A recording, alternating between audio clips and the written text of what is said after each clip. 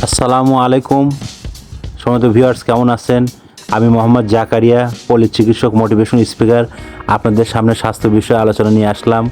তো ঈদের পরের সময়গুলো খুব সুন্দরময় কাটুক, সবার জন্য দোয়া এবং শুভকামনা রইল। আপনারা আমাদের জন্য দোয়া করবেন।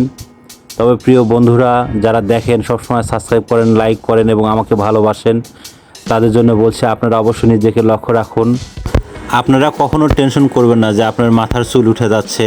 ছেলেদের সাধারণত টেস্টোস্টেরন হরমোনের কারণে মাথার চুল উঠে যায়, আর মেয়েদের সাধারণত দেখা যায় যে আপনার গর্ভধারণ বা পরবর্তীতে আপনার থাইরয়েড হরমোন, আপনার ডিএইচএ, প্রোজেস্টেরন, এই হরমোনগুলোর কারণে চুল উঠে যায়।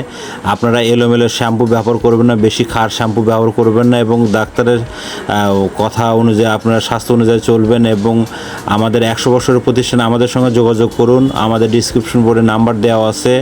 তো সবাই ভালো থাকবেন, সুস্থ থাকবেন, আবার কথা হবে। ধন্যবাদ সবাইকে।